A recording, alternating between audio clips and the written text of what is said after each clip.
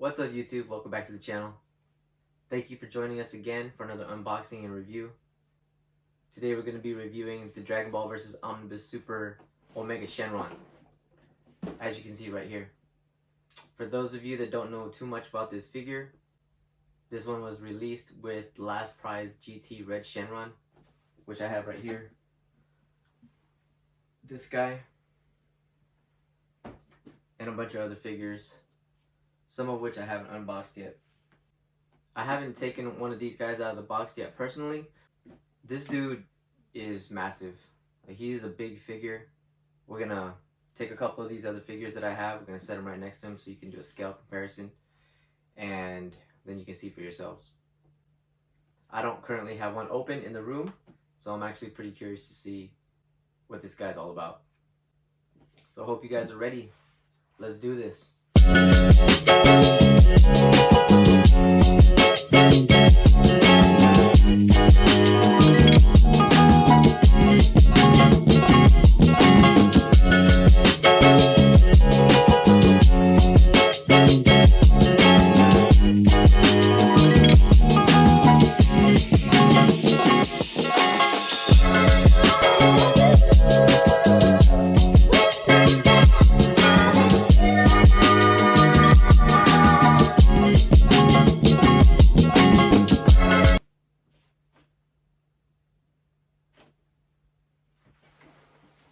There he is next to the Figure Arts Zero EX Majin Buu. Here he is next to the Omnibus Jiren. And here he is next to the Ultimate Variations Broly. And here he is next to the Memories Last Prize Super Saiyan Blue Vegeta. Now, as you can see, this guy is massive. He's so big, he can't even fit on all the way on top of my turntable here. It's like his feet are hanging off. I mean, he does kind of have a wide stance, but comparing him in size to the other figures that I put up here, dude is huge. Alright, so let's just get a closer look. So his skin color is like a off-white. It's got hints of shading from the white transitioning into kind of like a off-white kind of beige shading.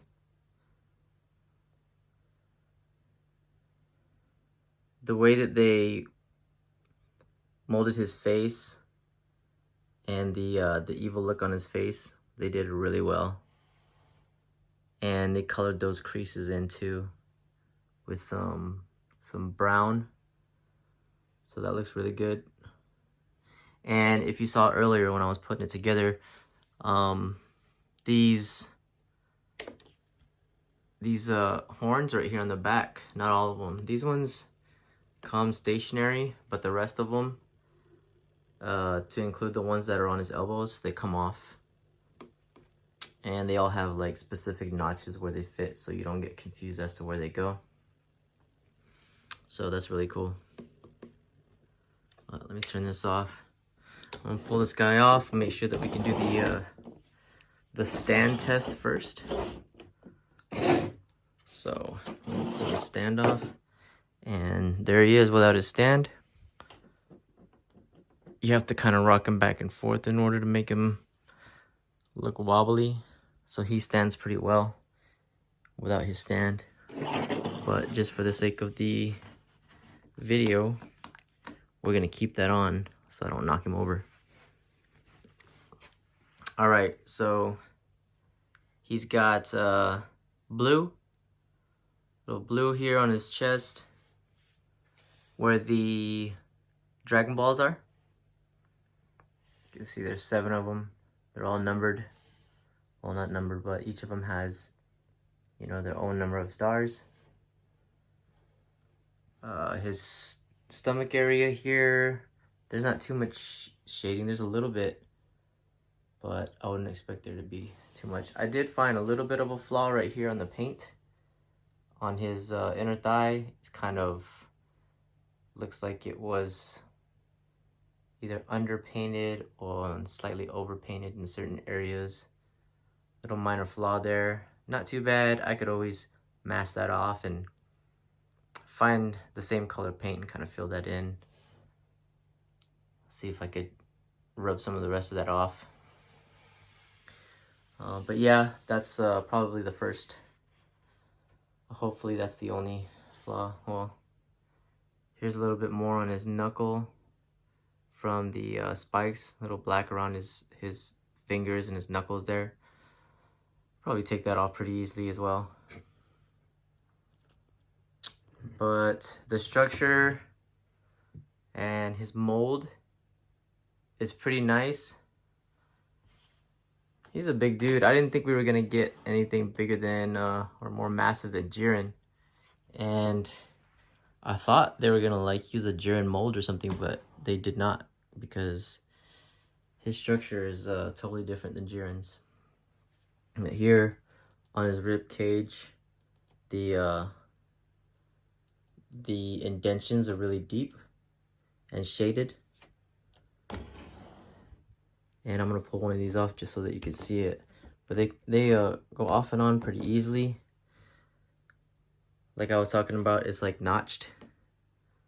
So you just match up the notches. And then up here on the top, you got more spikes going all the way down his spine. And let's pull this thing off. I'm curious. Let's look for the stamp. There it is. It's right there on the back of his right leg. Alright, so for you guys that are really cautious about bootlegs, that's where the stamp should be. Right there on the back of the right leg.